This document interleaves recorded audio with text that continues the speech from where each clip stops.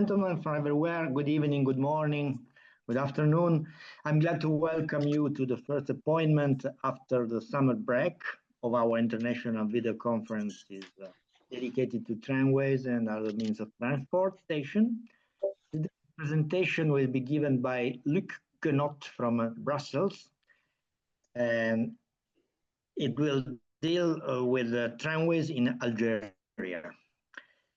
This presentation will be done in English. At the end of the evening, there will be space for any questions in English or in Italian, and you can also use the chat in every moment during the presentation. I remind you that complete program of the forthcoming presentations is available on our internet site, and the next one is scheduled on Tuesday, September 23rd, and will deal about the cities in Italy. It's actually the second part of a more complete presentation made by engineer Giovanni Mantovani.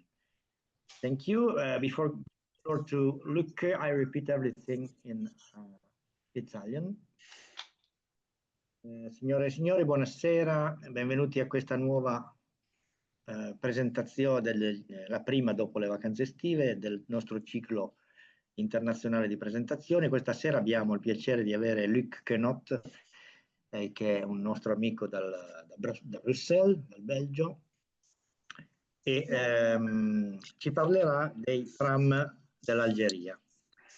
La presentazione sarà fatta in inglese e come al solito alla fine ci sarà spazio per domande in inglese o in italiano a vostro piacimento, ma potete anche usare la chat durante la presentazione.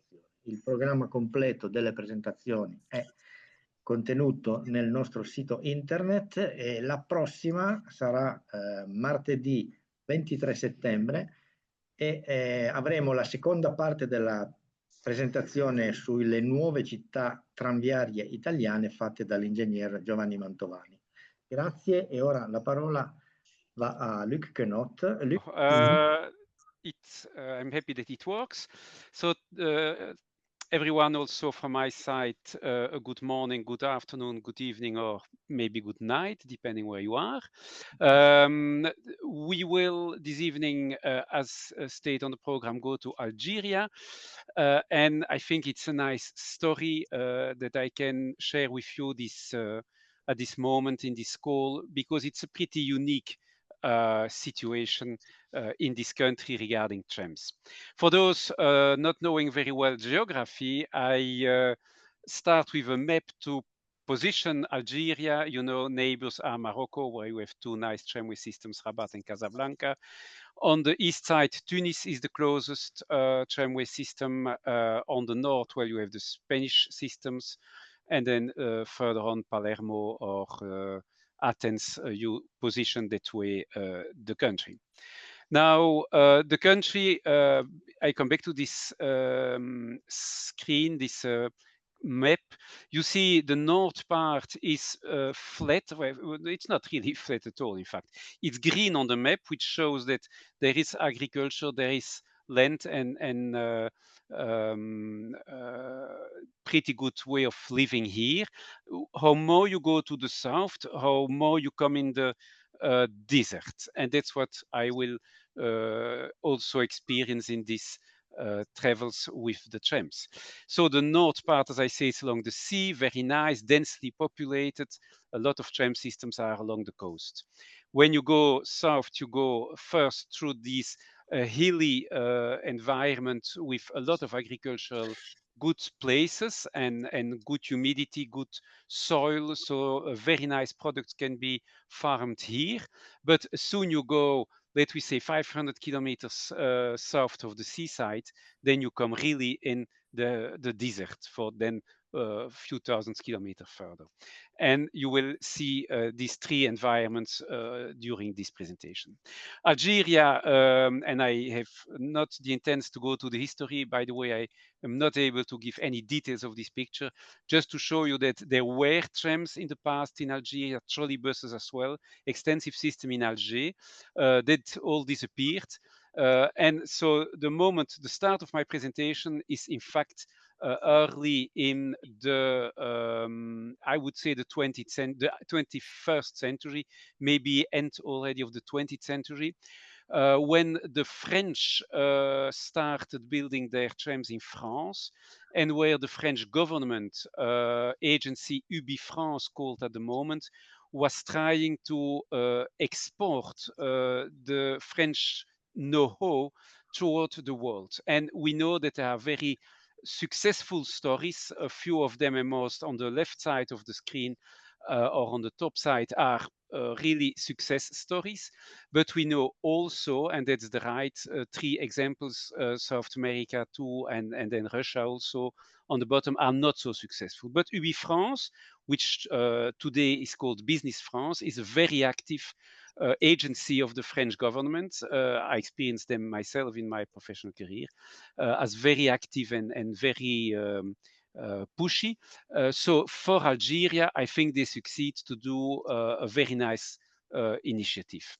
It started with two mock-ups, one in blue for Alger, one in red for Oran. But after a lot, most likely, of many discussions, they finally launched trams in, for the project at least, 28 cities. That was the initial project between the French government and the Algerian government. From these 28, 7 are built, and you see them on the map. I will come back to this map later on as well, but most of them are on the seaside or close to the seaside. Sidi Bel Abbès is already a little bit more south, and then Ouargla is really in the middle of the desert.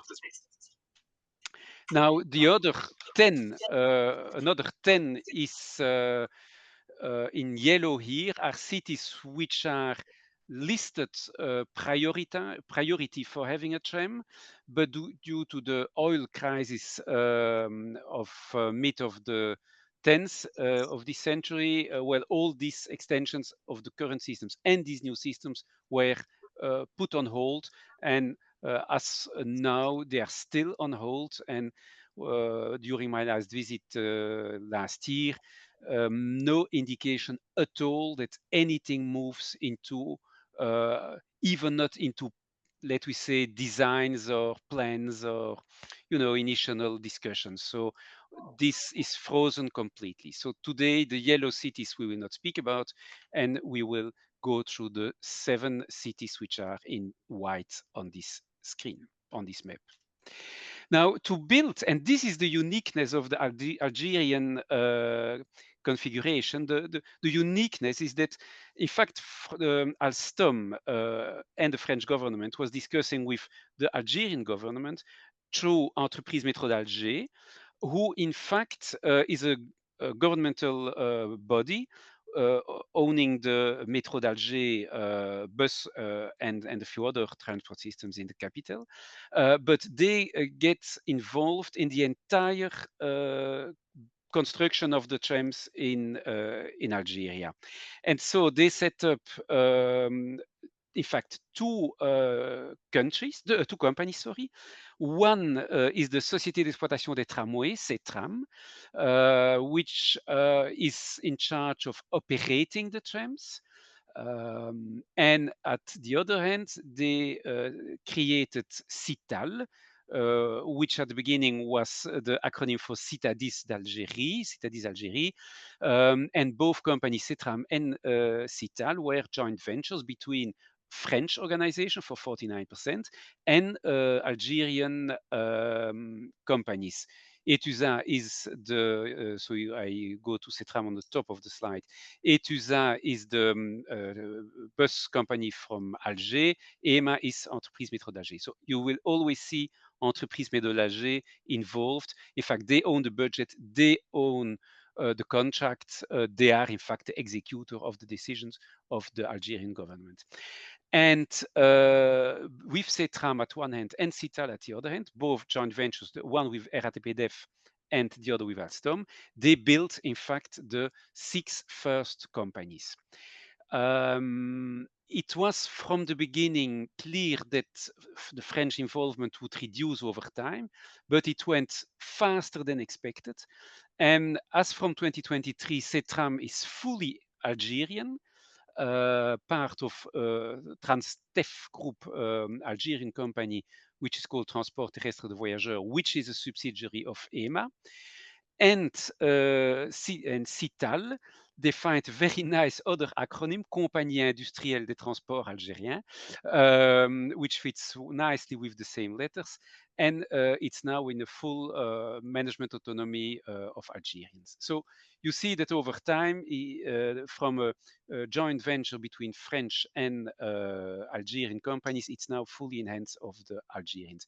But what's interesting, this separation between operations at one hand and management, and infrastructure and rolling stock at the other hand, we will see it all over the presentation.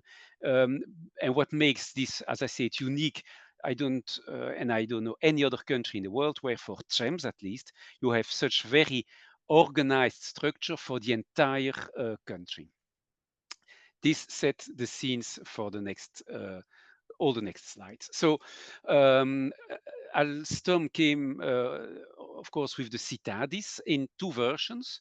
For Oran, only a short version from 32 meters length, able to be operated in double traction, so two cars together, but this was never put in practice, but they are technically fitted for doing this.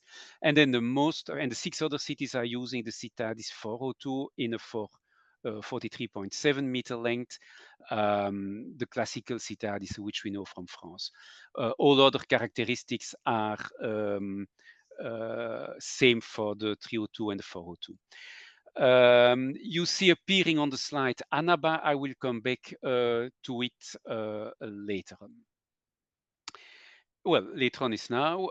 So the very first cars ordered for the Algerian market were built at La Rochelle. These are the 41 trams for Alger. Then Barcelona and Alger opened in May 2011. For the second and the third system, Oran and Constantine, the trams were built in Barcelona. But at the same time, a local factory was set up in Annaba on the northeast coast of the country. And in Annaba, they start assembling the trams. I say assembling, they were not really built completely. So it's just assembly of the parts that came from Barcelona, from La Rochelle, or more and more locally built things. But today they told us that even the last ones for built, well, only 35% max is really Algerian work. All the rest is in fact coming from Alstom in La Rochelle or Barcelona. So in total, we speak in this presentation about 247 trams. The difference between the Cital built or assembled trams and the original Alstom, well, you can nearly not see the difference. Only you see here Alstom logo, and here you see Cital logo. Basically, if you don't look to the logos, you can really not see big difference. I give a few pictures of the inside, but I know you are all experienced tram travelers, and so you know how Citadis looks from the inside. So I will not keep you busy with inside pictures. You know them, and you see that, well, it's like the French ones.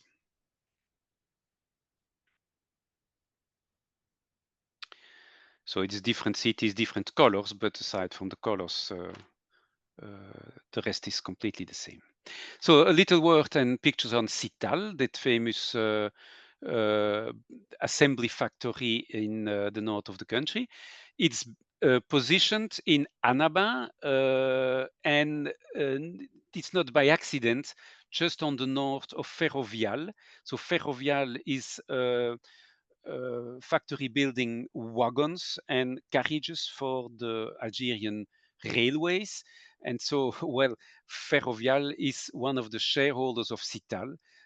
Clearly, they've built Cital on their premises in Annaba, which is along a railway line, which makes it easy for bringing the parts from the port, which is just a few miles further north, and also there is a highway, so which makes it easy. But you will never see more than this type of pictures from Annaba being assembling trams and really not building them.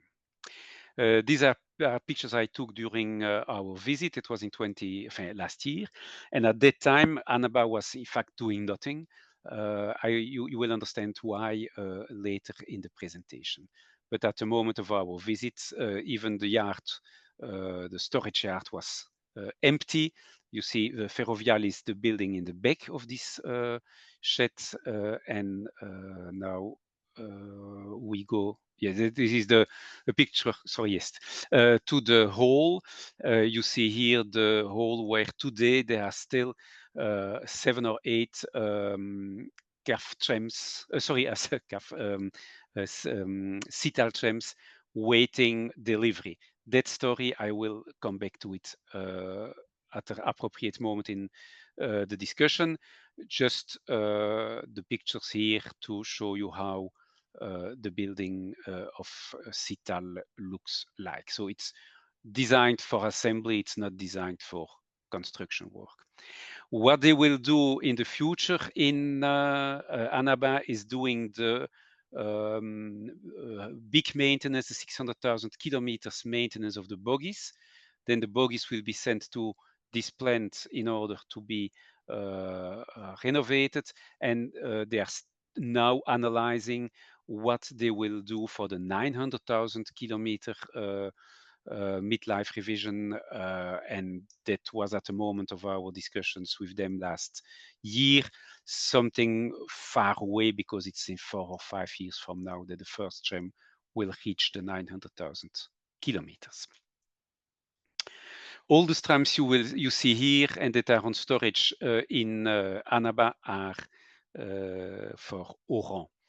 Why are these trams here? I will explain you when we discuss Oran.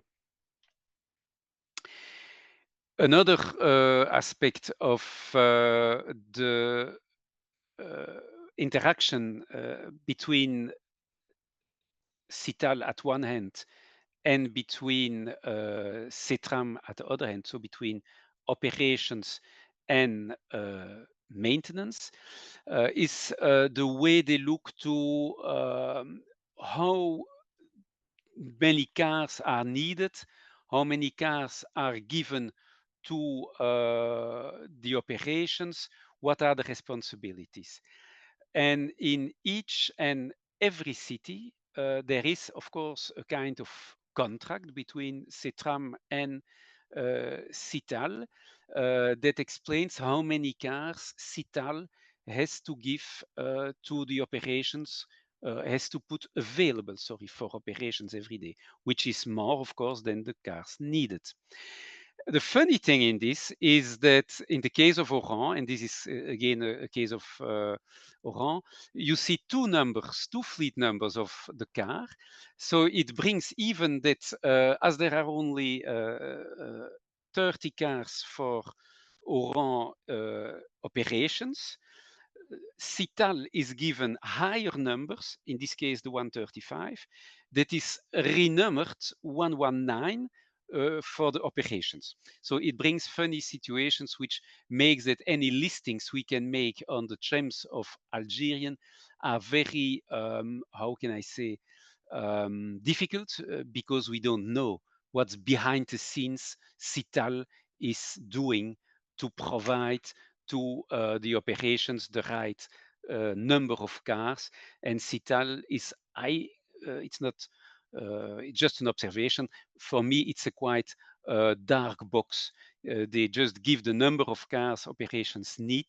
The numbers fits the contract. In reality, and this was by accident, that this car has two numbers that we still see their factory number 135, but operationally it's 119. So just to explain you a little bit about the interaction between these two bodies. Cital keeps is overstock on cars on 2 locations. It is Constantine and it's Oran. You have understood also the cars in over number in Oran, but Constantine has also too much cars. And this brings another nice situation. That's when a company, one city has not enough cars due to accidents or due to revisions or whatever, they ship cars. So Cital ships cars from Constantine to the other cities because there are too much cars for Constantine. You will understand why later on. This is the case for Alger for the moment. Alger is going closely to the 600,000 kilometer maintenance, meaning that bogies will go to a big revision, but it means that trams will be immobilized for a few weeks or months, and 2 additional cars are needed in Alger. Well, Cital simply takes them from Constantine and ships them to Alger. Here you see the departure of 102 from Constantine in 3 lorries. You see here the departure and here the arrival in Alger. Here the middle part, and on the other trailer you had the front part. So this is little examples of what Cital is doing outside, in fact, I would say the knowledge of the operator. The operator, the only thing he needs is a number of cars in order of function. So this was a little introduction on Cital and, in fact, on the whole setup, Tram and Cital. And we will go now to visit the 7 cities.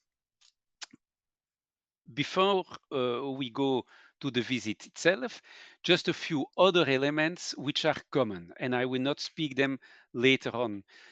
One of the things which is in common in the 7 cities is the ticket system and pricing. The prices are not the same. That depends on the size of the city, but the whole philosophy is the same. There are kiosks everywhere in different sizes and different colors and whatever, but they are everywhere. And then tickets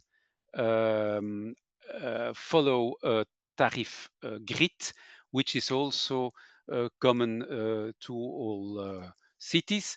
You can have a ticket for one trip, or then you have for 5 days, a classic one, junior one, senior, and so on. So I will not go to the details of tariffs, but just to tell you that they are the same. This flyer also gives me the possibility to tell you the operating hours. They are also more or less common in the 7 cities, from 5 a.m. to 11 p.m. Every day. Coming back to tickets, magnetic tickets, as you can see here, various colors, again, depending the city, but in fact the system is the same. The back, sometimes it's still stamped for day cards, and if you go for one ticket, the one travel, well, you have to stamp it in the machine. And even the bulletin de régularisation voyage, the nice word for a fine if you don't pay, is common for all the systems. You see here even that on the flyer, the various names are indicated. This was taken when the 3 last cities were not yet open. So let's now go to the 7 cities, and I have ordered them in the presentation based on opening date. Last comment before we go to the cities. Traveling in Algeria is not that easy, and going alone I would not recommend at all. You can go alone, and you can, of course, if you just ride the trams, you most likely will return safe to your hotel. But if you start taking pictures, after the second or third pictures, picture, you will be catched by police or security people. So the entire travels we did, and I did 3 travels to come to this presentation, are truly organized with presence of police 24/7, and all movements were followed with police or tramway company security when it's local. Let's start in Alger. Alger is a seaside city, the biggest one of the country, capital city. This picture shows you the urbanization. You see a lot of high buildings, densely populated, and the downtown is still a downtown with a lot of French buildings, French constructions. And then the hipper downtown, it is marvelously restored in the beauty of the French period. Even they don't like to be remembered to that time.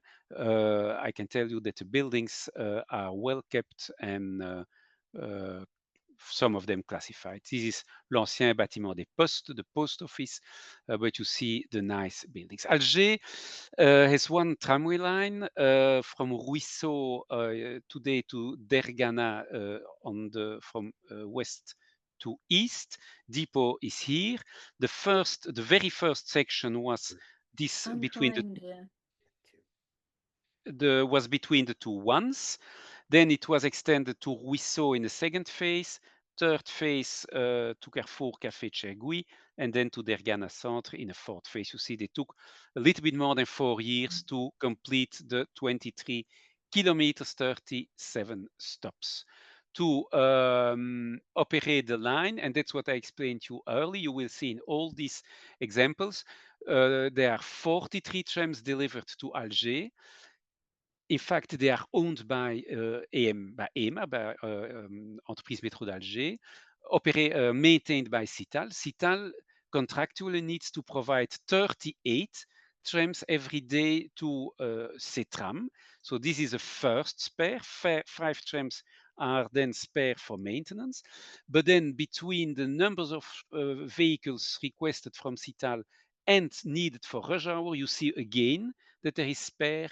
So the number of trams needed is 35. Cital gives 38 on a total of 43. So the total reserve is in fact in this case 8 trams. But that is how it works, and it seems to work pretty well. It's exactly the same model in the 7 cities. There are, as you can see below, 43 trams now, 41 from La Rochelle, 1 and 2 cars, the 102 and 150 are coming from Constantine to complete the fleet of Alger. At this time, I even don't know if these 2 trams are in service. I've seen so far no picture of these trams in service. At the moment of my last visit in September 24, these 2 trams were in Alger. It's fun that they took one Citadis built in Barcelona and one in Annaba. So I think this first case, they are using it to understand which model is easier or less easier to use for completing other cities stuff, other cities park. Of course, there is in the depot also a segregation between what is the part for Tram and what is the part for Cital. And there is a clear line, a virtual line, but there is a clear cut between where Cital stuff goes and where Tram stuff goes. The Alger example here, you see the yard for the storage of the operational trams and an inside view of it. And here you see then the Cital part, where you see clearly a workshop with everything needed to do repair and maintenance. And it's in all the 7 systems, you will see more or less exactly the same. They have everything needed to operate that, to do that work. And in every city you have French built control tower with software from from Alstom or from other French companies, and well, the guys and girls who have deployed, who have installed all this, are in general RATP dev staff, and so they came with their knowledge and their usual system they use in France. And those experienced with this kind of system, well, they will recognize le système d'aide à l'exploitation, which is classical in a lot of French systems. It's also a French, I don't know if it's Alstom or a subsidiary of Alstom, but you can here follow, of course, all the trams and see what is where. You see also an Alstom system for managing the tracks in the depot. And now you see also something, this is brand new, driver training module that is also in the meantime in 3 of the 7 networks. Why only 3? Because, well, you have seen on the map that you have Alger, but then you have the 2 other ones, the 6 other ones, which are somehow together, except Wargla, but that stays always an exception. And they have then the way to train now on the simulator. They can also simulate even dust and sandstorms. Well, I don't know if that's the same experience as if you would experience a sandstorm in reality, but it's what they claim. Let's now go to the line. The line starts close to the downtown, the old downtown. You see there's also close to this downtown, it's helipad, a funicular going there. Well, it's not a funicular, it's a Hoopbaan. I will quickly go over these views that gives you a kind of idea how Alger looks like. Well, 2 tracks for terminus, they can use left and right, of course. Then it goes in a large streets before entering Rue de Tripoli, which is most likely one of the nicest streets of the network, pretty small, dense traffic, but the tram is running on reserved tracks. In general, you will see trams have reserved tracks. It's only Mostaganem where you have a large section where the tram is running in mixed with the traffic.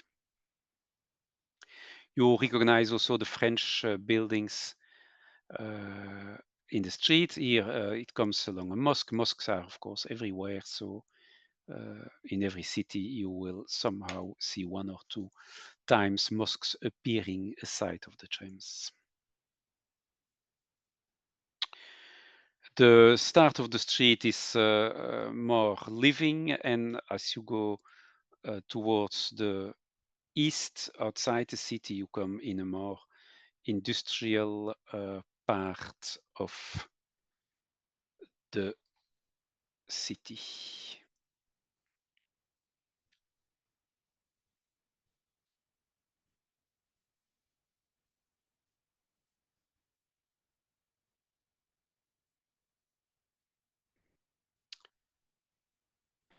Now we are at the end of the Rue de Tripoli. We come to a place where the tram will be parallel.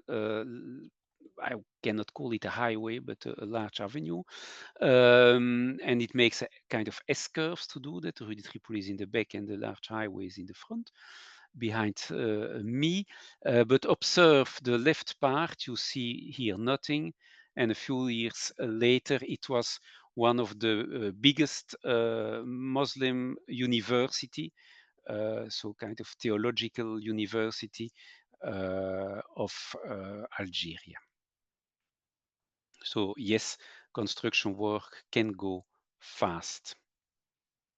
Here you see on the left the minaret of the biggest mosque of Algeria.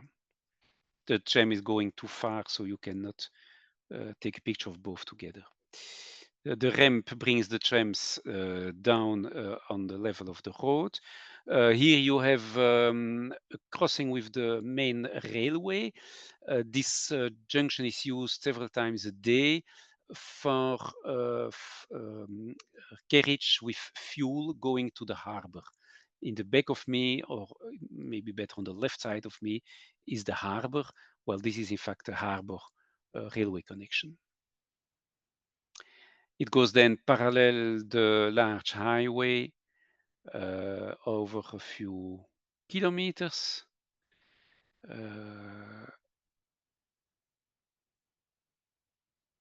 Here also you see the building development. Look to the building on the left. This picture is, I think, 2014. Same place, 2024. Well, the building is a totally different shape. And so it goes then in a more densely populated zone all the way to nearly the end. So it's there was that part where it comes close to industry or true industry and the port, but then the last half of the line is in heavily populated, densely populated quarters.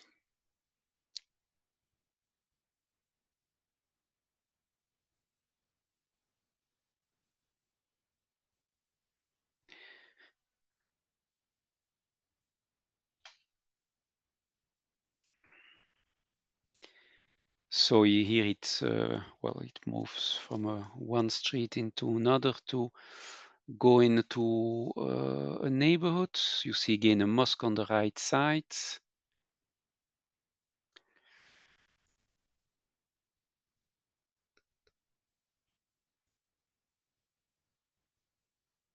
Look to the traffic jams on the right. The tram has really makes sense in the city, and well, most are completely full all over the day, and the frequencies, the interval is about 4 to 5 minutes. So it's really a success story.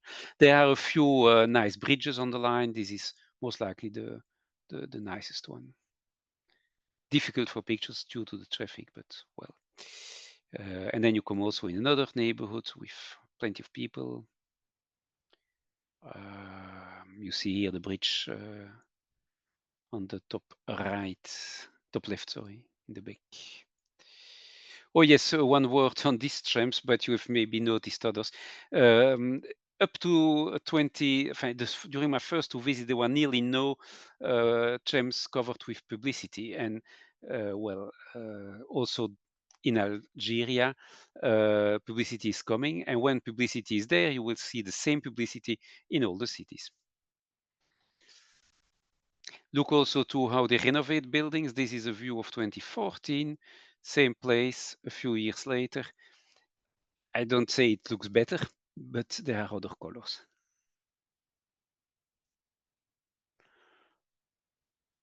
This makes a left turn and it goes to one of the intermediate terminuses there were at the beginning. This was the very first terminus, so you see also a third track. Then it goes again to other neighborhoods to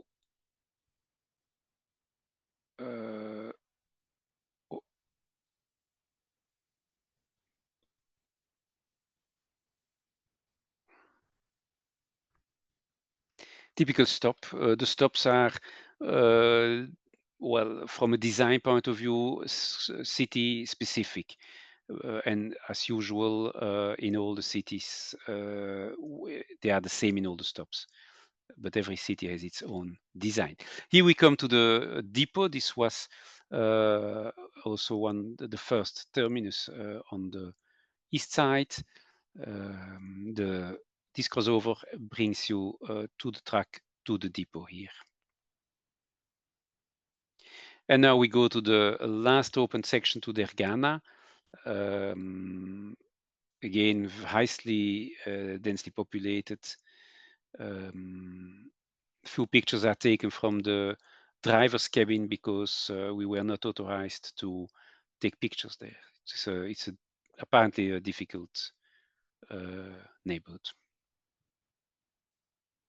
This is the last stop, the terminus, and on the last meters you see again a mosque.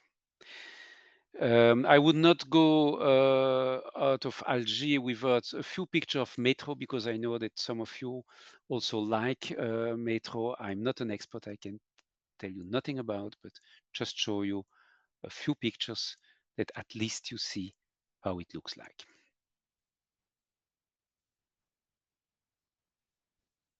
This is the downtown station, Place des Martyrs, which is most likely one of the most central stations.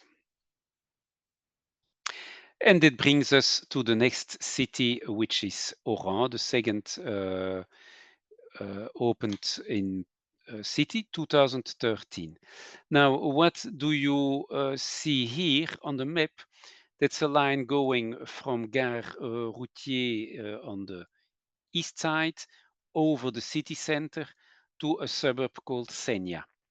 But on both north and south, you see extensions. And these extensions were planned to be built. Oh, yes. And then you see here another one from Hatab to Hai Ben Araba. Well, these extensions were in the planning. And the trams that you have seen in Annaba were in fact already built for the first of these extensions. But all these projects are frozen. And that makes that on 44 trams that are delivered, 44 delivered on the 51 assembled, or built or assembled. So there are 7 in Annaba, 44 delivered to Oran, out of which only 26 need to be delivered to Tram for daily operations, out of which 24 are needed in rush hour. So there is a huge over number for Oran, and that makes that today they are not maintaining the trams immediately, but they are renumbering, and that's what you see on the bottom of the screen. They are renumbering trams to keep the regular ones in service, can you say. So take the case of 114. 114 is a defect, so is put out of service, and 132 operates as 114, and so on. So in the meantime, at the point of our visit, you had 8 cars like this who were replacing one of the Barcelona cars. Well, that is how it works. I explained to you already with an example in a picture. I will not come back further to this. Let's go to the depot.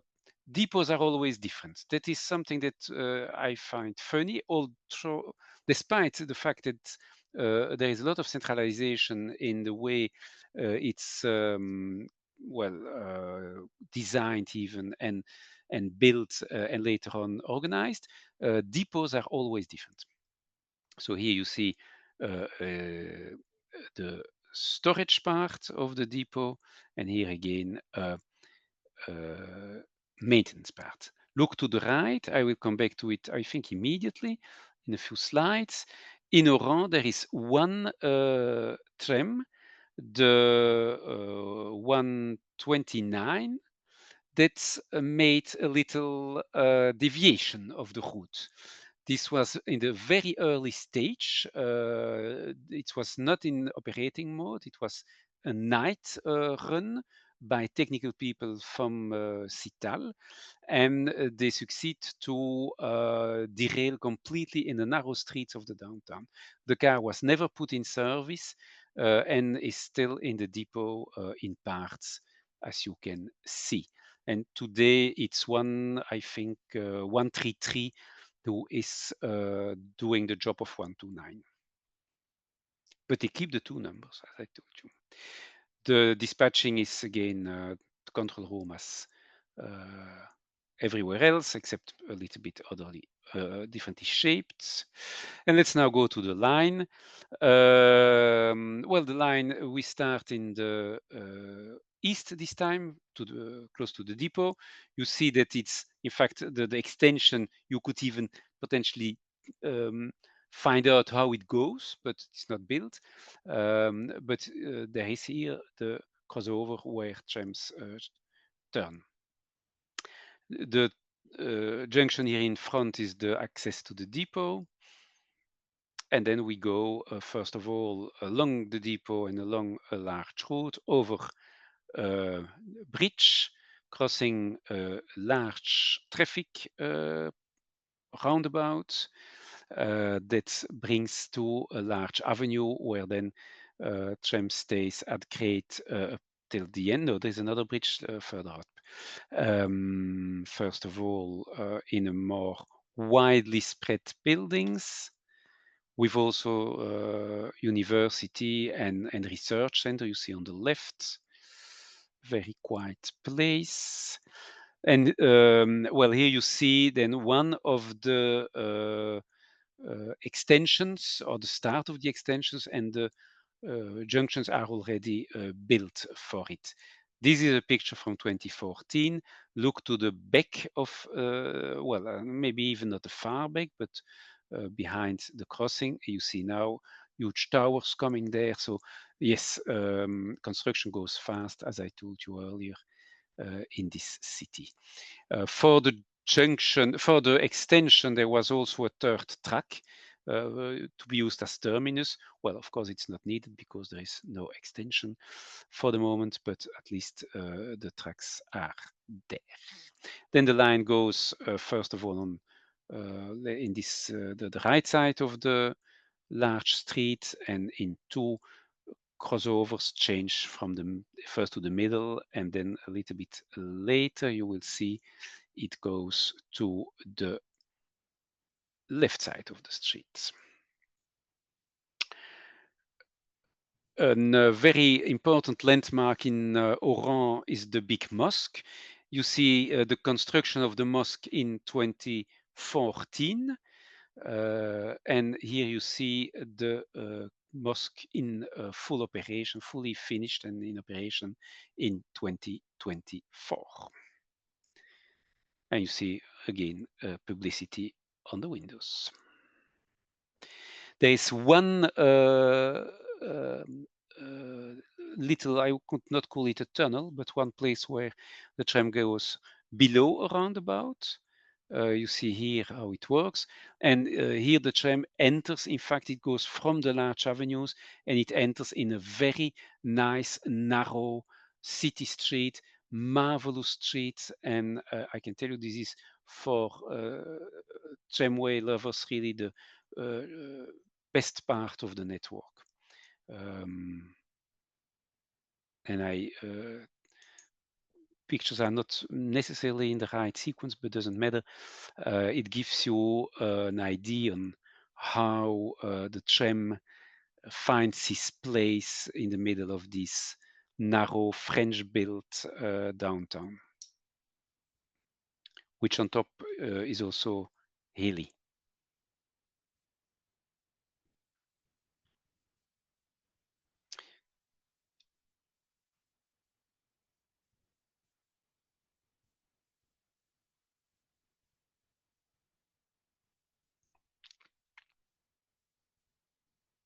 Look to the houses on the left, how nice still they are from the French time.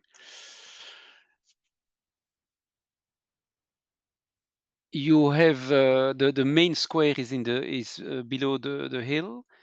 You have here, you see loop. So it was designed also as terminus in the downtown for one of the lines to the north extension. But well, which as you understood is not running. You see also the men, the signal men. Well, traffic is not always very polite towards trams, and so in a lot of cities they still have these agents at the large crossings or the dangerous crossings. You see how the loop split off from the main line. It goes through small streets and find then, you will see it later, the main line back at the other side of the square. You see how the tram finds its way down to the main square. I think we are now at the main square. No, well, this is not well sorted.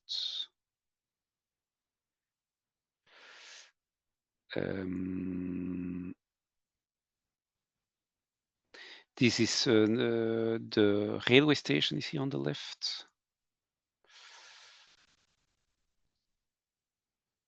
It's a pretty long section, the downtown section, with a few stops. There's one stop with central platform.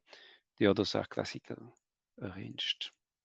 And now we come at the main square. This is the most important place of the city, la place du 1er Novembre. You see on the back the hill where the citadel is. We come back to the citadel. We will see the citadel in other pictures as well. But what makes it very nice, the Place du 1er Novembre, is the theater, which is that building on the right of the picture. You see the Place du 1er Novembre from the other side. A very nice ensemble of French-built houses.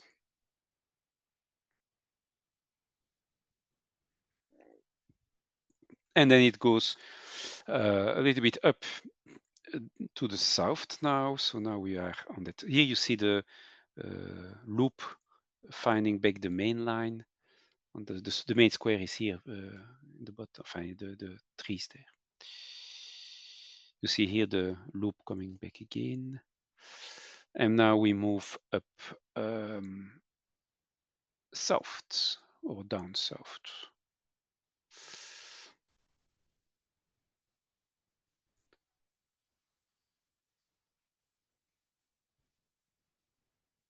The citadel d'Oran is on the hill, on the top of the hill. You can see below or between the houses, the only place where you can make a more or less decent picture with tram and citadel.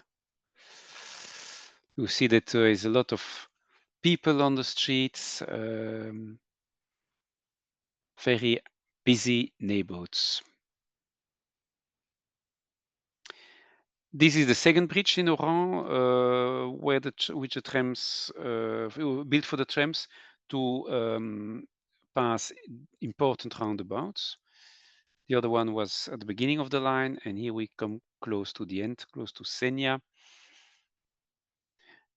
Also an intermediate terminus or a possible intermediate terminus at the university. And then we come in the very nice little central street of the neighborhood called Senya. It's like you are in another town, very living place, but a small street, and it's always nice for the pictures.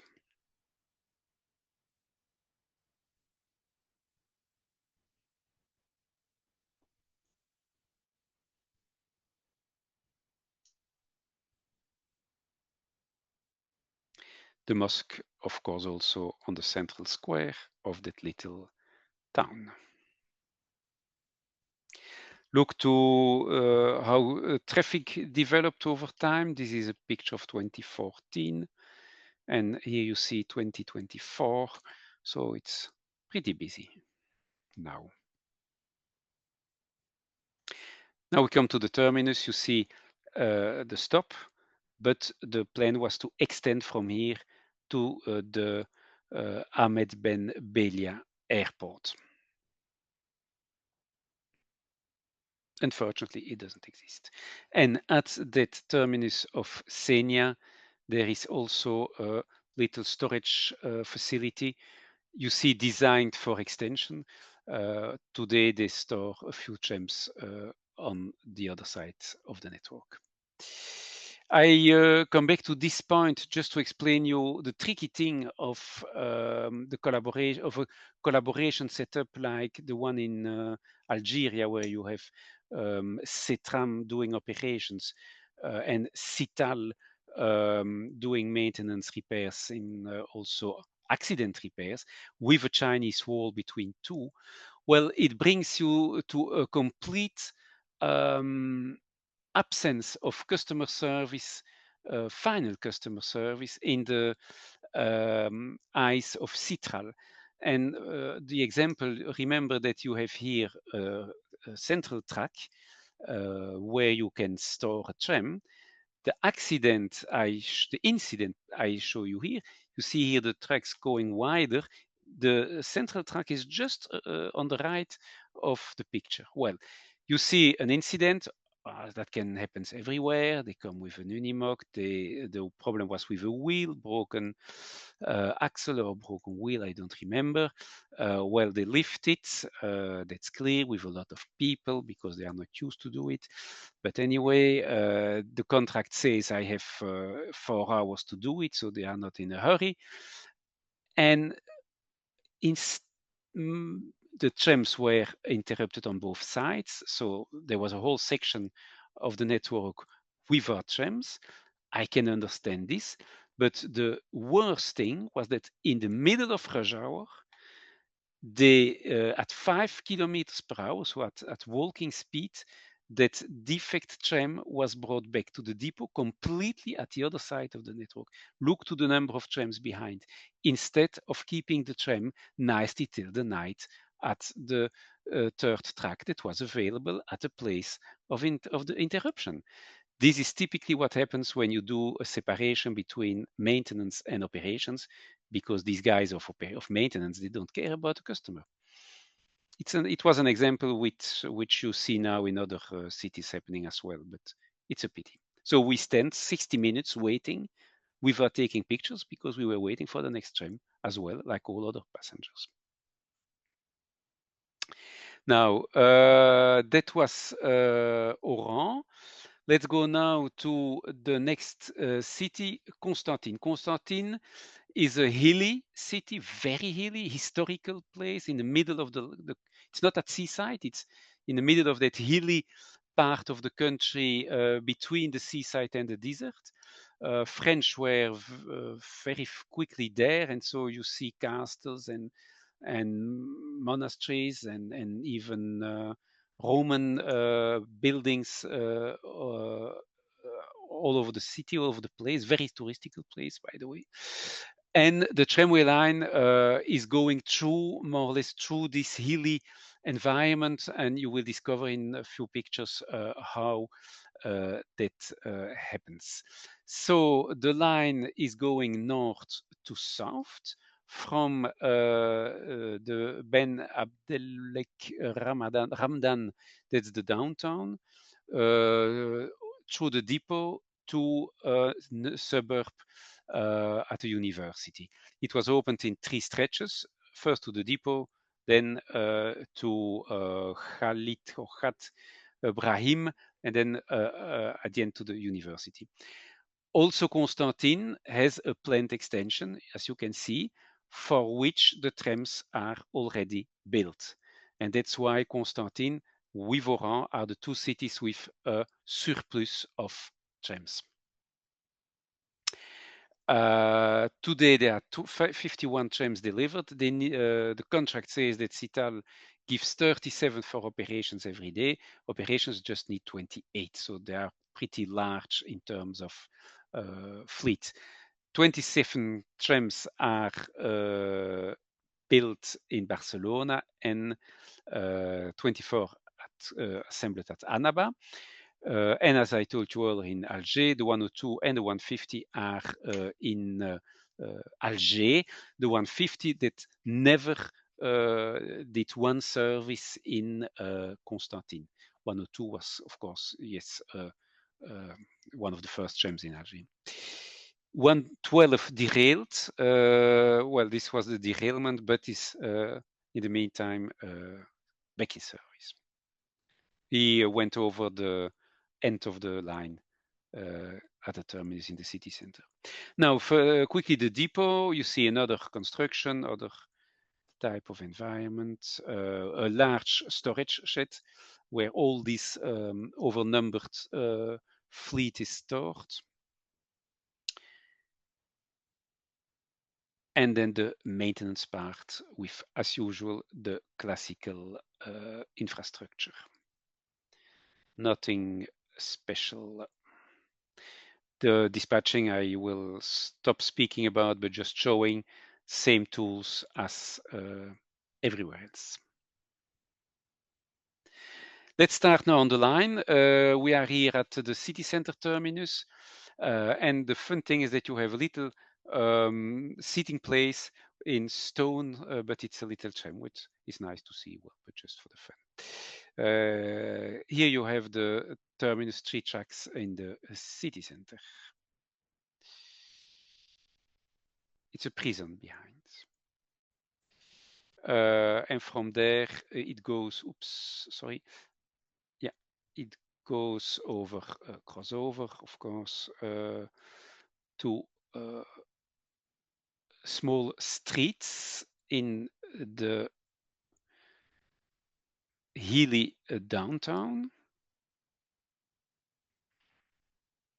And it's really nice how they have laid the line with a lot of curves and hills, and you will see later on bridges.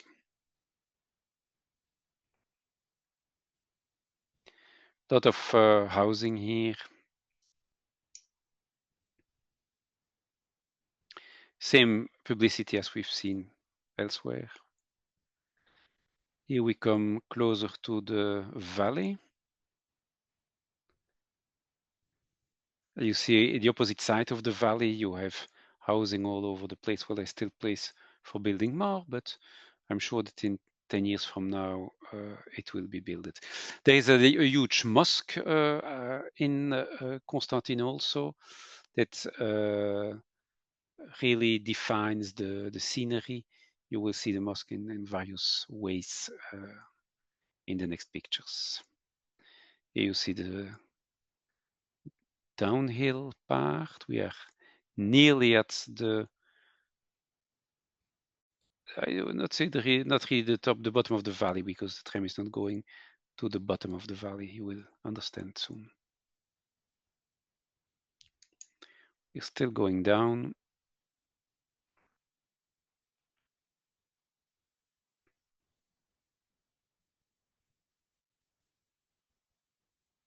And this is why the tram is not going really to the bottom of the valley, because there's a huge bridge, tram only, well, tram and pedestrians that cross the valley, with a very nice view of the main mosque in the back.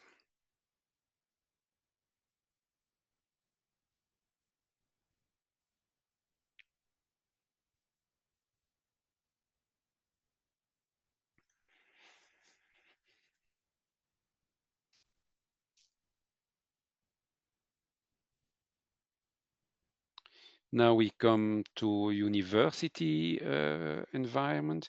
The philosophy of the tramway line, because now it's something extremely interesting, is that the tram now goes through a whole neighborhood, or a whole, I would say, part of the city which is not built at the moment of the, you see here, everything is empty. This is 2014.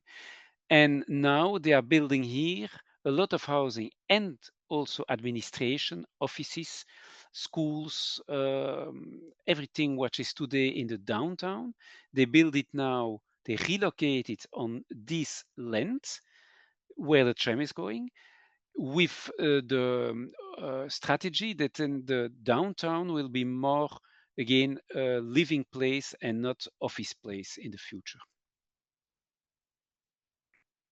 You see all the land, and I was not able to do the same pictures in 2024. These are 2014 pictures because due to the constructions already, you have not anymore the possibility to show the same. And then it goes again hill up to these new parts of the city.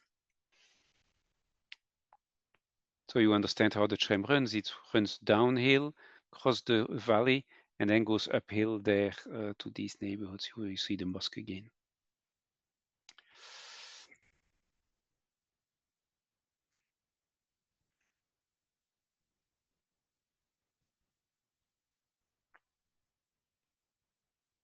All this is nearly completely built now. You see the space that was kept through where the tram is going. That's all built now.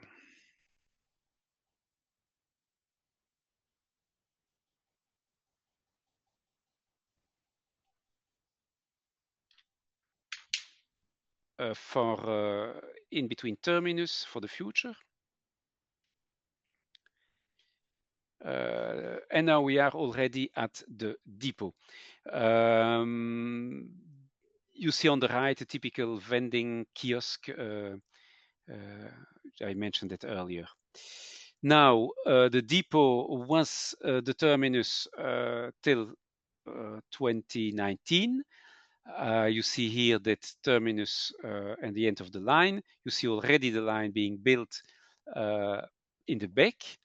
And this nice picture taken from the plane shows you the depot on the left. You have here the junction, the terminus till 2019.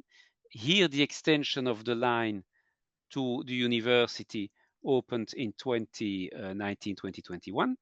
And the extension, the future extension to the airports starts here, but that is not yet built. So you have a nice view. This neighborhood is also a neighborhood where no trams for the moment. The idea was to go with trams also to that neighborhood, which is not yet the case, of course, you understand. You see that this going to the university is also a very undeveloped place. Well, let's start now with the junction, the future junction, and then you will see, well, here you are, a stretch of about 3 to 4 kilometers without any stop. Also, here the trams can really go at the highest speed.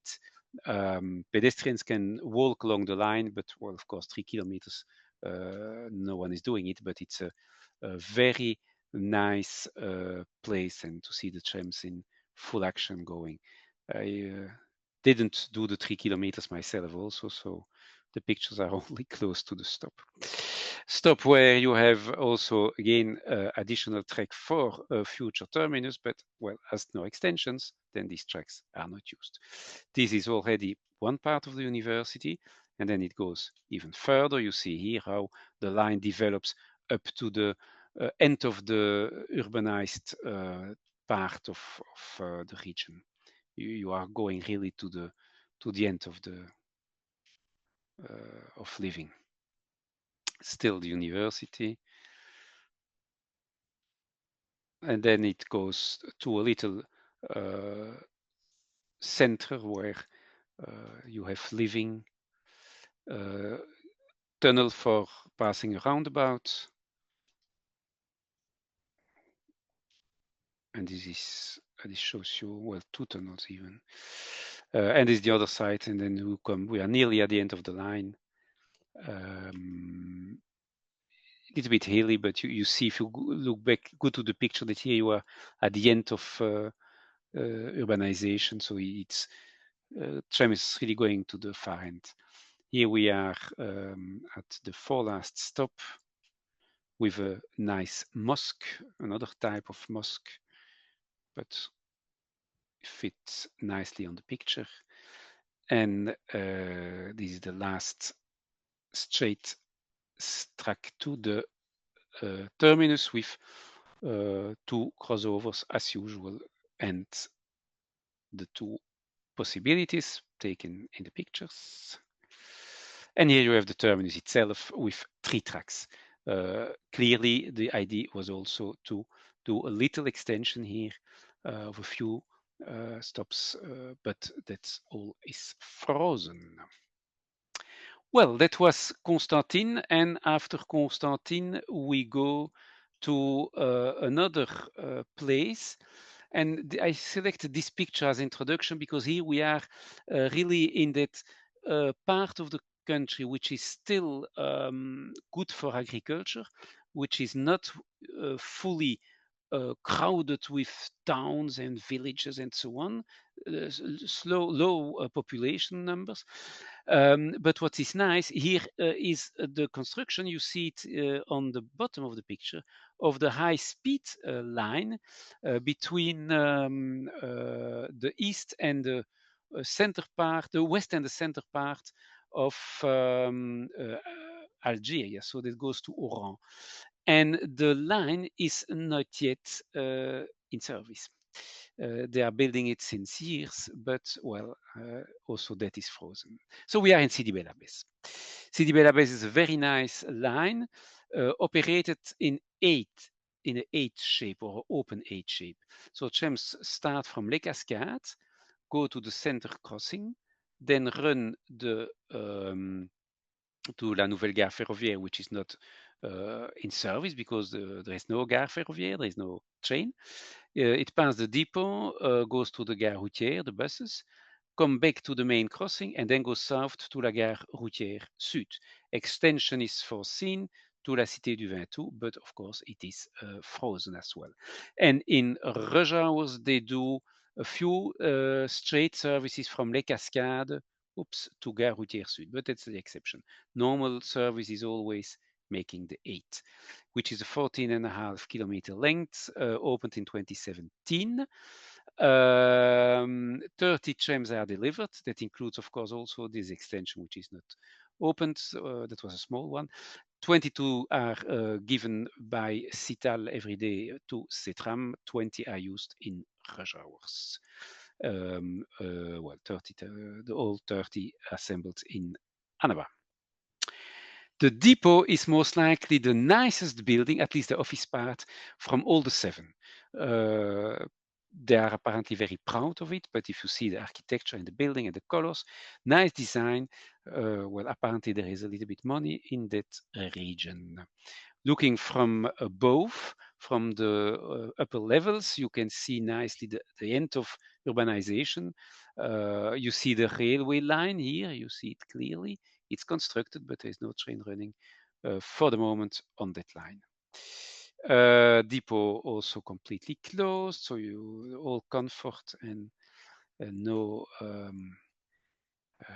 can I say, no savings done on these constructions. This is the storage part, and here we come to the classical maintenance part. Wheel welding everywhere the same. What is new in these later constructions are these tables, pivot tables, or I don't know how to call it in English. These appear in a few workshops, but only in the more recent ones. You see here, and I kept this picture on purpose to make the comparison of the next city of Argla. You see here Spanish Uromac trucks, rail trucks also. They are rail and standard trucks. But Spanish trucks are cheap and well, they do the stuff, but it's not the upper class. You will understand my comment later on. All companies, all cities have the tree, always the same. No difference between the 7 cities. Dispatching the same. Well, let's go on the line. It's more interesting. Here we have the entrance of the depot. You see that's also the end of construction work here. The other side was the railway and nothing. And well, let's start now first with the junctions. The crossing here allows to No, we are straight at the terminus. That's what I did here. We are straight at the south terminus. So we go up from the south terminus. We are now going north. So you saw the previous picture was the junction for the terminus. And here we go up through large lanes with a lot of space. All the buildings are more or less in the same colors, all pretty new. It gives a very nice feeling in that seemingly remote place. Tunnel to go under a square. It's not because of the traffic numbers, but well, because apparently, as I said earlier, they have money in that city. Very nice alignments, streets completely reserved for trams, which is more or less unusual. Most cases there was mixed somehow with, well, reserved track, but still traffic allowed. But here you have part of the network which is in smaller streets, no traffic. This is also an example of what has to be to come, it didn't come. A protection for electrical cables. They never came, but well, the construction is there. The mosque on the left side dominates the street. View from the other side. It's a little bit hilly, as you see, which allows for nice pictures. You see a lot of constructions have on the roof are not finished. It's the same logic as in countries like also Greece, which is Europe. As long you are not finishing your house, you have to not to pay full taxes, just for taxation reasons. You have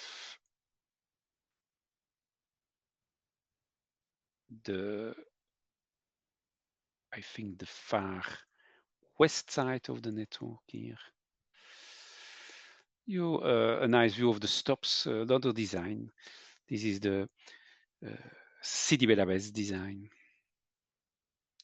And then this is most likely the nicest pictures. It's not a desert. This is that region, just a few hundred kilometers from the coast. It's not yet a desert, it's hilly, but low agriculture, but still possible. Agriculture is possible, but the soil is less fertile than closer to the seaside, but very hilly. Which, oops, sorry, this was not what I was willing to do. Don't know why he's, yep, sorry. And here you go to where the gare routière should have been built, but is not yet built. Back to urban side, yeah, we are close to the main central junction, which is in fact a triangle. You see a tram coming from the left. From the left, yes, and this 116 will make the other turn. This is the really center place of the network where these lines cross each other. And this is the other, so you have a junction in the back of in the center part of the picture, and then here you have the line to the gare routière that goes to the left of the picture, and to the right of the picture, in the back of me, is the line to the south.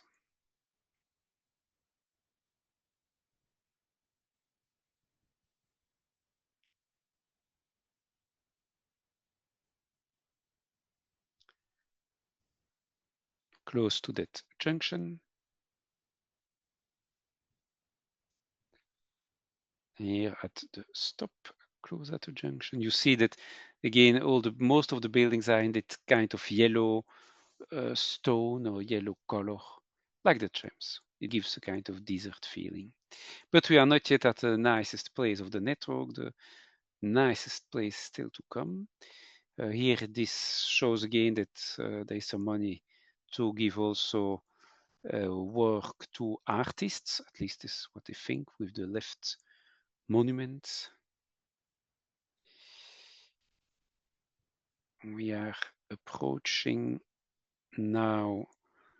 We go downhill and come to the city center, in fact, the old city center. Because so far we were in the new city center, but behind this other fun construction, we come in the old French Quarter, where the palm trees dominates, where you have the old house of the governor, the Wali, where you have a mosque here, the palm trees, and really this is the old center, the old French street, and very nice place to take pictures. You see also that the street is completely free of cars, which is good for the tram.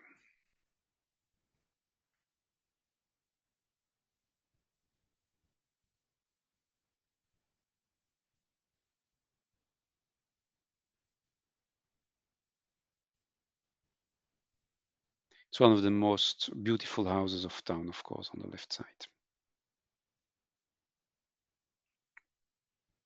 It's a kilometer long somehow, that old street. You see people are relaxed and enjoy life in that city.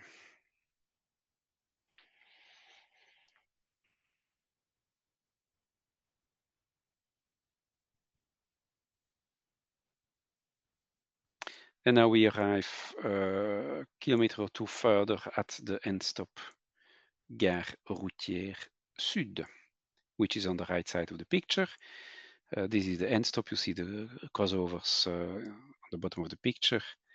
And I think this is the last picture of Sidi Bel Abbes. Which brings us now to the most fancy place, or the most spectacular place, let's say that way, for the evening, which is Ouargla. Going there, it's passing the desert. This is a view taken from the plane, approaching Ouargla.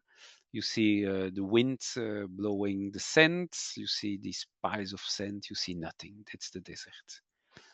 Then you suddenly see buildings, all yellow colored, appearing, a few trees, men placed there. That's not natural.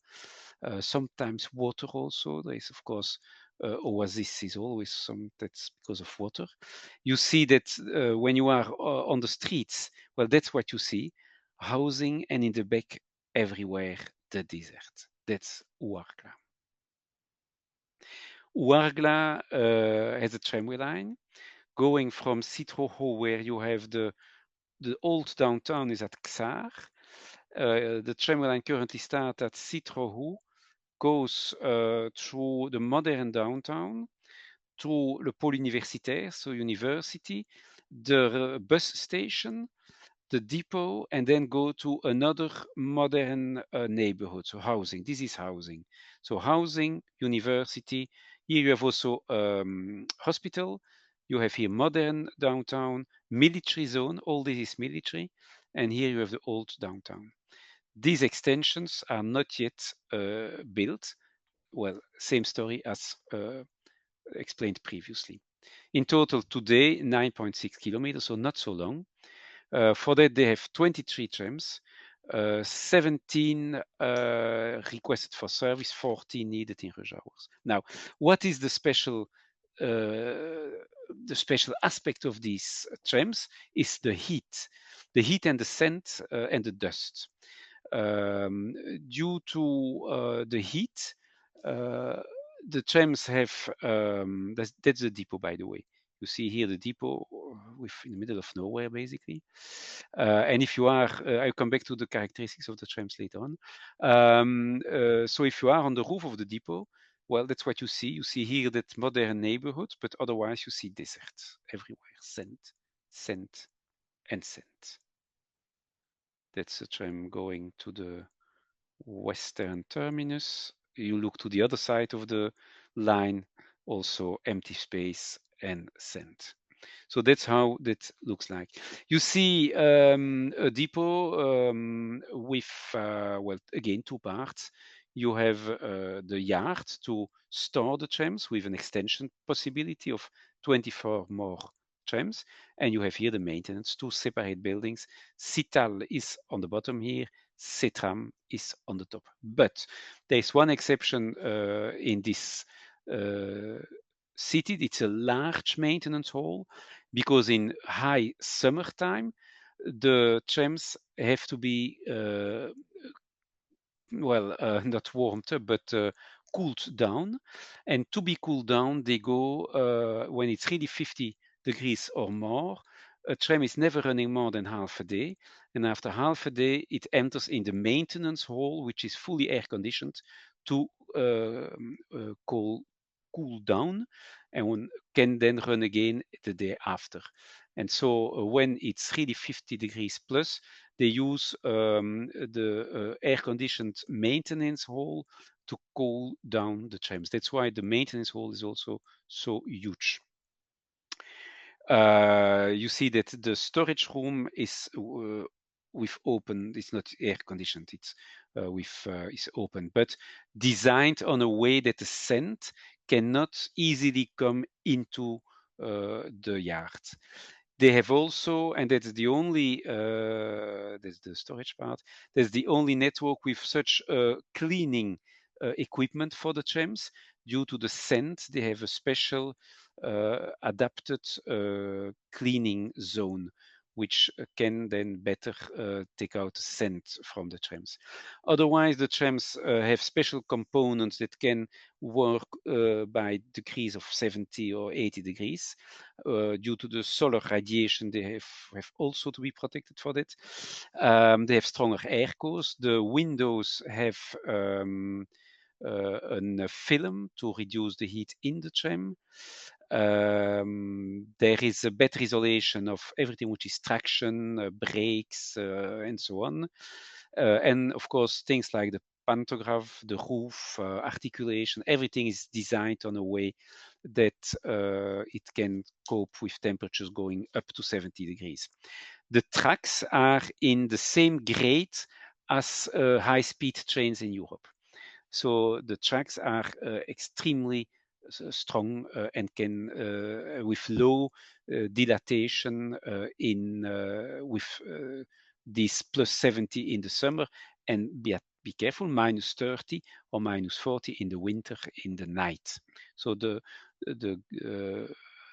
range of temperatures is about 100 degrees from the lowest to the highest. And so what do you see for the maintenance trucks? They are now Mercedes trucks and not anymore the cheap Spanish ones. Everything in Uargla is the best, the highest qualities that you can imagine and that you can find on the market. That makes Uargla also from a technical point of view worth the visit. That's a very important one because this is equipped to clean the scent from the tracks when there is a scent storm. Control room, which is well similar with all the other ones, so nothing really special to explain. And then we go to the line. Well, Uargla, with the location where it is, you're not moving in the city without police. So security people from the tramway company is not enough. You really go on the line with police. We are here at the terminus in the city center. You see the line is able to be extended in the back of me. So this is the terminus.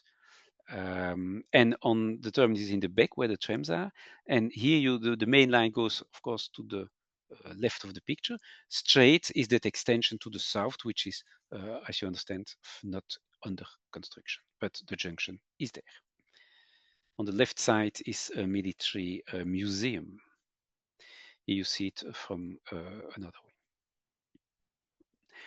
And so this part of the city is tricky for taking pictures, so that's why they are taking from the bus. this one as well. This is from the hotel. Early morning, and early morning you're not alone on the streets. The dogs are welcoming you when you wake up, but they are friendly, they go away. Here you have then how the modern city looks like. Central alignment for the tram, nothing special during 3-4 kilometers. So the line itself is not so photogenic as, for example, Sidi Bel Abbes. But of course, it's worth the visit.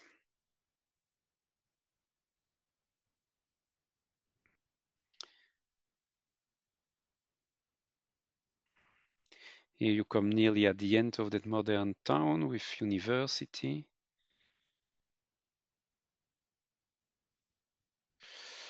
We come on already on here. You see, and you see the building later on. Another pictures, the bus station. It's also an important place. Here we the end of the large central avenue.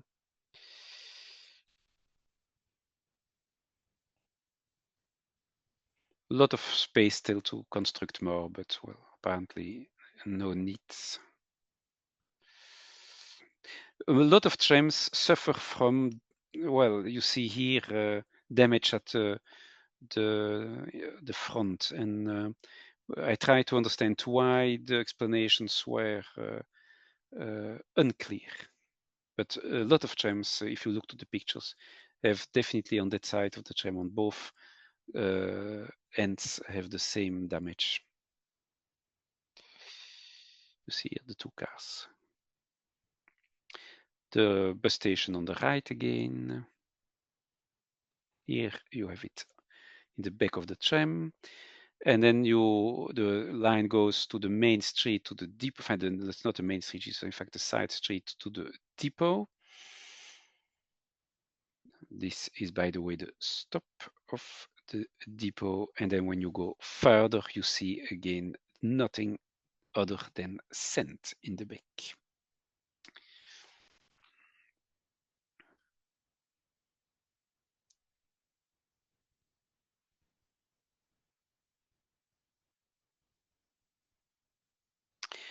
A little bridge to cross a road.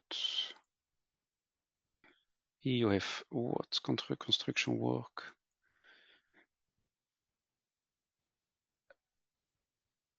Another, if I remember well, it was a university of an hospital there.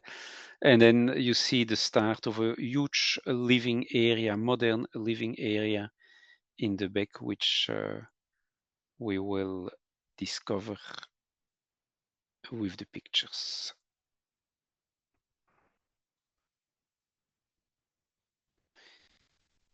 You see part of the people are dressed as Bedouins, but not the majority.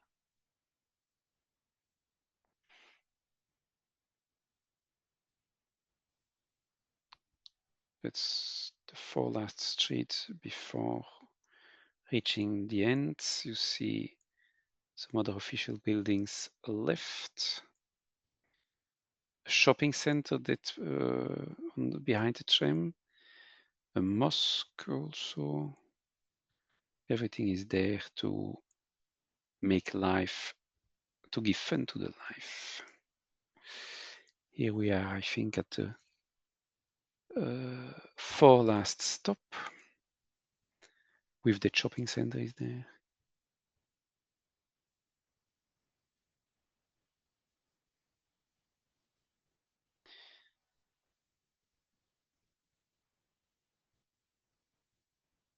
And then we come to the terminus.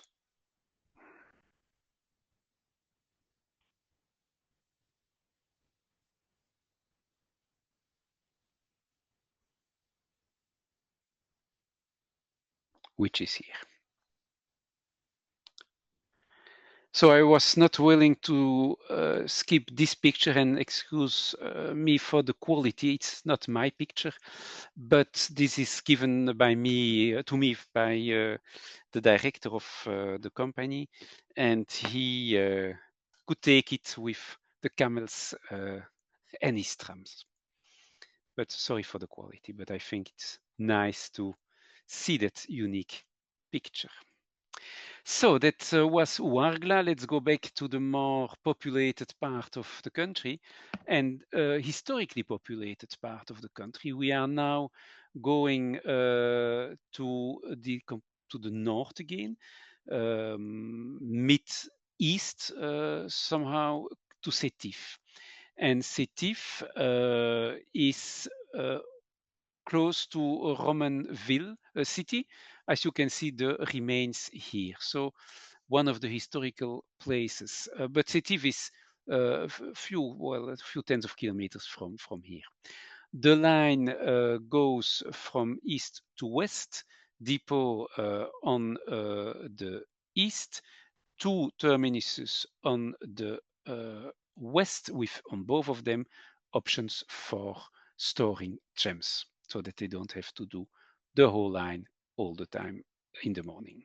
Extension from the central Mustafa Ben Boulait is the central square. Extension to the south, but of course, like the others, no work, no plans. 26 trams delivered, 22 requested for operations, 18 needed for operations. The depot again differently built, huge operations room, huge, or control room, whatever you call it, bigger than the others. Well, and the tools are exactly the same.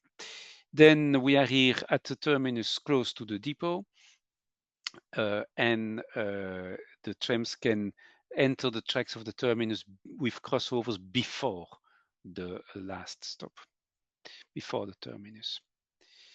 And so now we go a long time in the middle of a street, a few curves on the line. It's a little bit hilly also, which gives color to the pictures.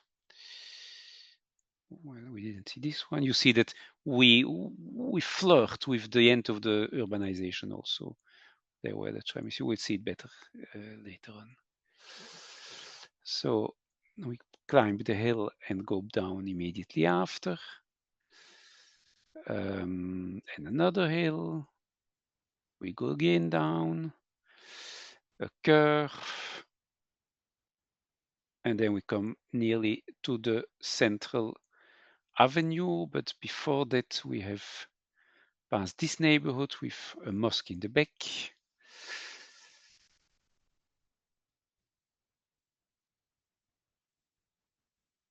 And then we are approaching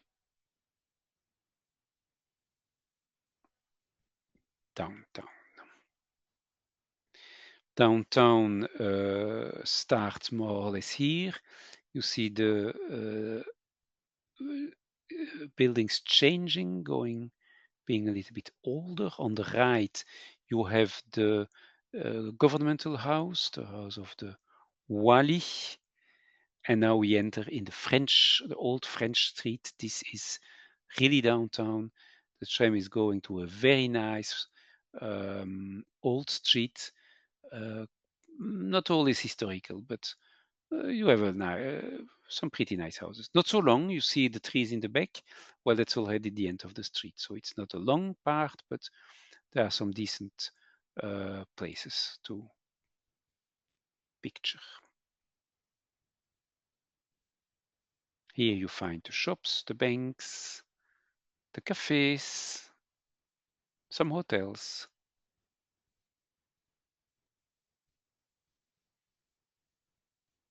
Some tea bars.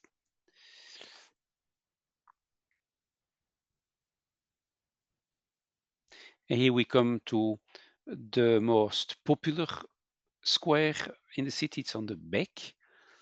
And that's here where the tram makes it left and right. It goes along the central square, where you have all the time people enjoying life and doing nothing. And there is a monument, as you can see on the right, which is, I don't know the history, but it's famous for Sétif.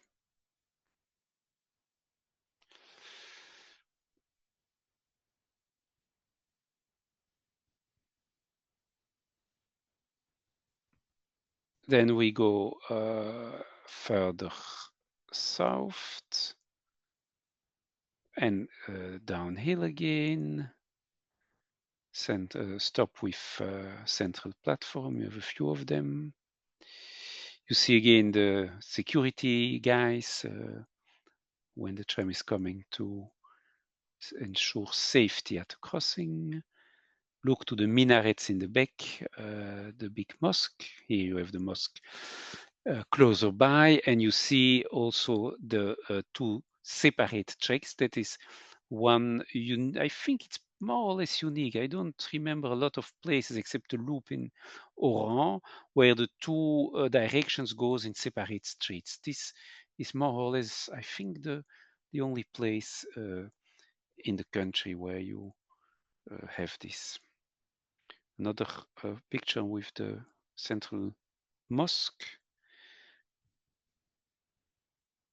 The other street is, this is the other street. Now we come to the place where the two separate alignments come back at this stop.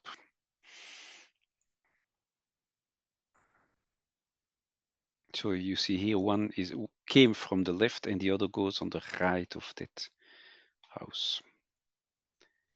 Then it comes parallel a main street for a while, and then we are in a completely new parts of the city where they built new universities, new housing, new flats. But there is a park with a famous historical entrance.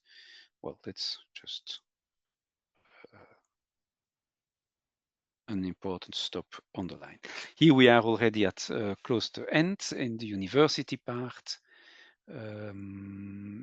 where in fact the tram is going to new development areas. You see that we are at the end of the urbanization. And they are still constructing.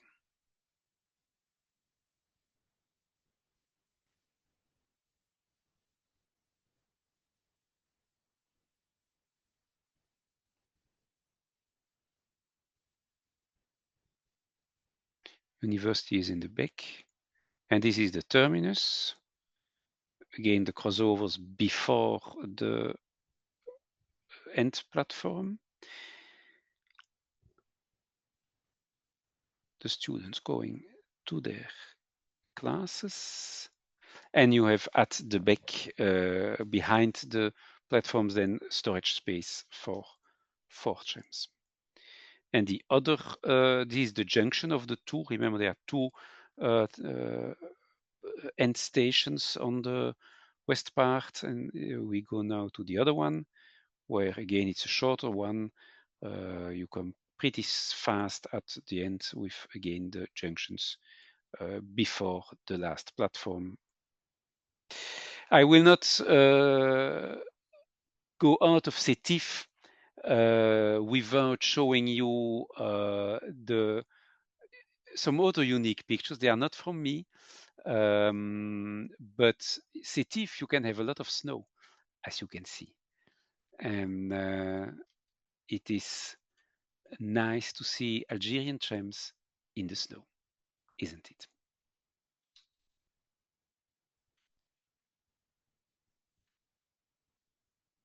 And as you can see, the snow is pretty thick. This is a central square, apparently. No, close by.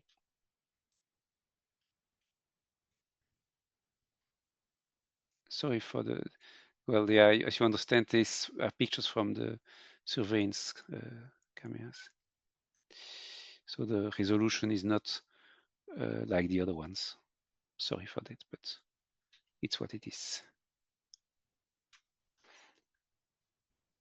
But better than nothing. Here the sun is already coming back. And yes, of course, it's the Unimog. You can hardly see it, but you can recognize it on the central square who is doing the cleaning job. Here we have another view of Tram in snow. You see, it can be cold there. And to end Sétif, let's see these two pictures with a nice sun set on the main square in the winter. So after Sétif, we've still one to go, sorry, which is Mostaganem, the last one. Mostaganem is on the seaside, very hilly city. Line is going from north to south. Opened in 23, so only 2 years ago. Should have been opened already 5 years ago. In fact, it should have been opened before Sétif, but unfortunately, there was bankruptcy of the construction working company, which put everything on hold for a few years, and which was also one of the reasons why the Algerian party said, well, from now on, we are not working anymore with the French guys and the Spanish guys, we do all ourselves. This was most likely the trigger to accelerate the exit of the French involvement. Mostaganem has 25 trams, 23 requested for operations, 21 used in operations, all built in 2013, but in operations only since 2023, because they were built, well, for the opening in 2017 or 2016.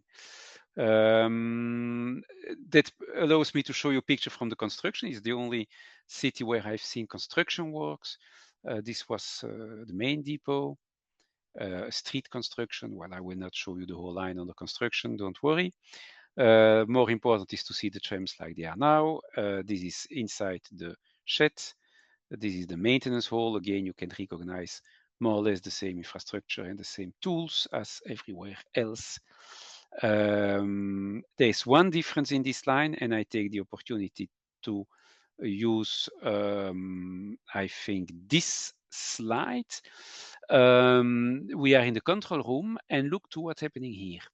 You have two lines. You have a main line, and you have line 2. And if you see well, you have here a single track. So this is the only single track section on all Algerian networks. The end station of line 2 is here, parallel with line 1.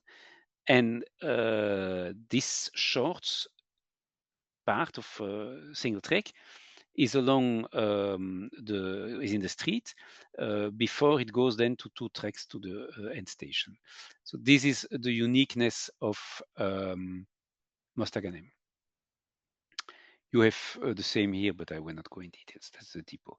Now let's start to visit the line on the north part. We are here at the far end, close to the sea, cannot be extended. And the sea will be present on a lot of pictures, you will see it.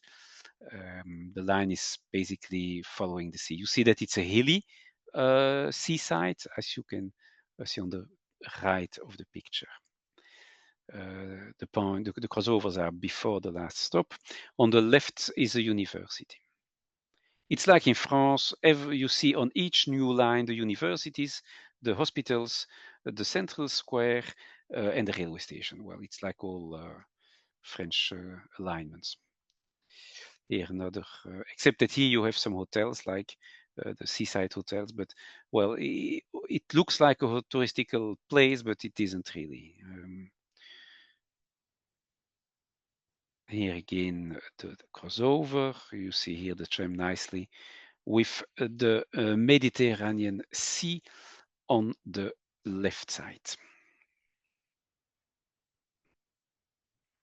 We go a little bit up to another university entrance. which is on the left. Look to the students on the platform.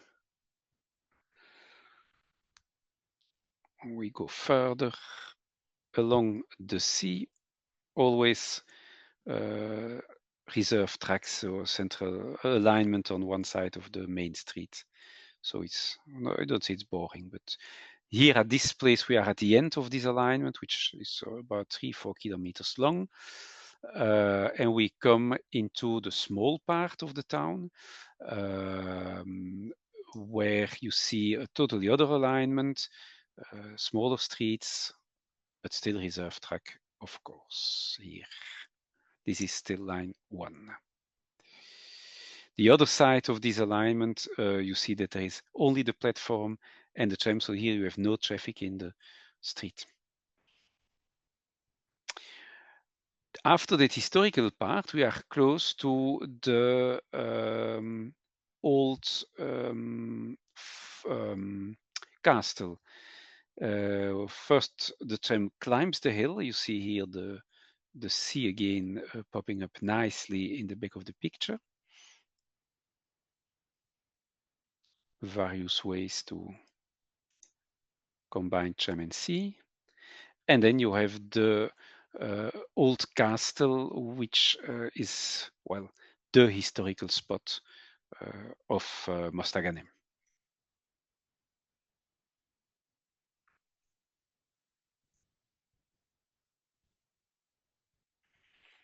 A nice old gate to enter the old city. You have the gate in the back, you have the sea on the back right, the castle on the back, on the right. And just after that, the tram goes, well, it comes now, the tram that is on the picture comes from the railway station. You see the tram is coming from, is climbing uphill. And behind you have old part of town as well and the railway station.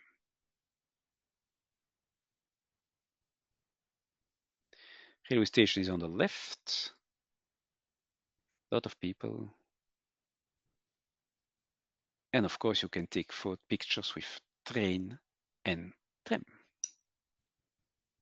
But even more specific, the train is, well, parallel the tram, or I could better say the tram, is aligned parallel the train for about, I would say, 2 kilometers.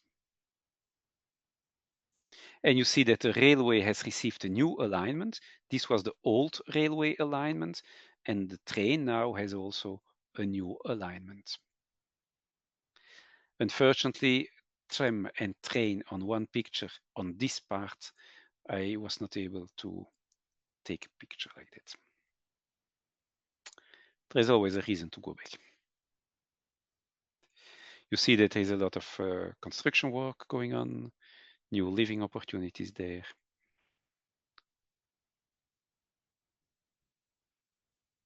Still the tram along the railway track.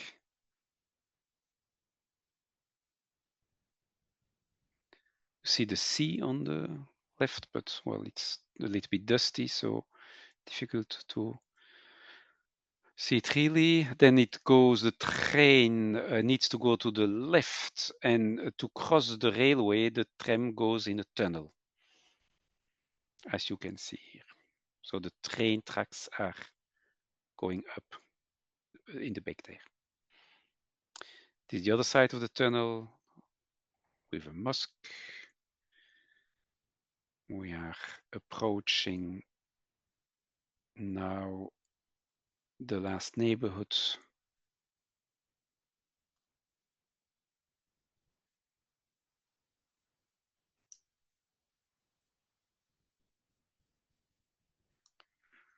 The building in the back, the gate, which was not, it was not possible to take a decent picture with the gate, is the entrance of the port.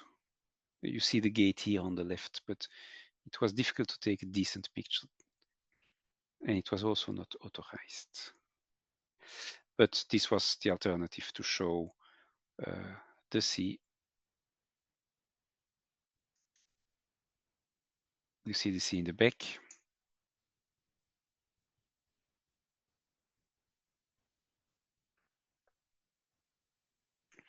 And now we arrive at the end at the depot.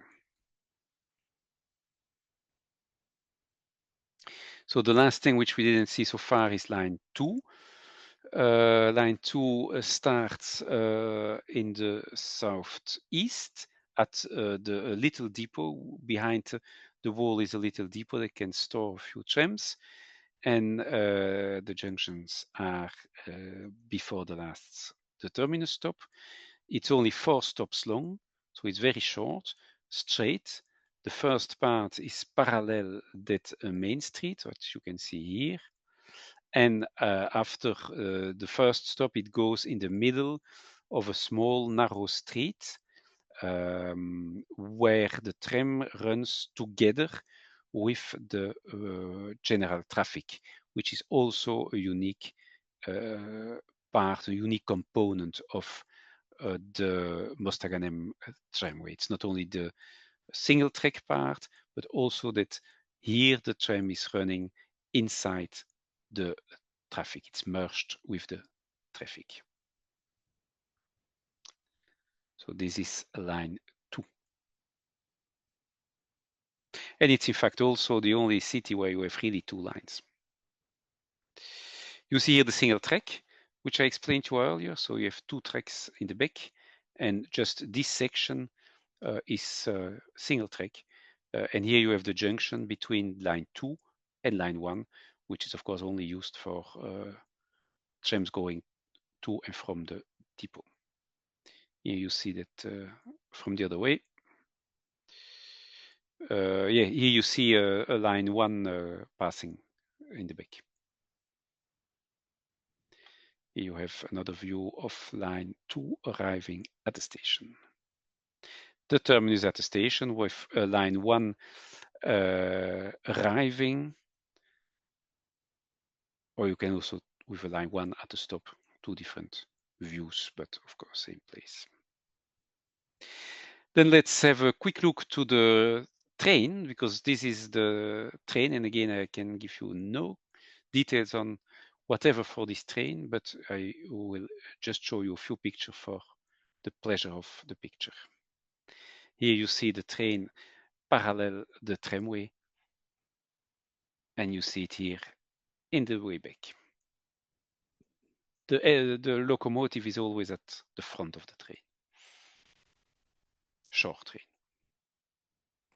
This brings me to trains, and I will end the presentation with a few railway pictures, because I think there are a lot of you who are also interested in that.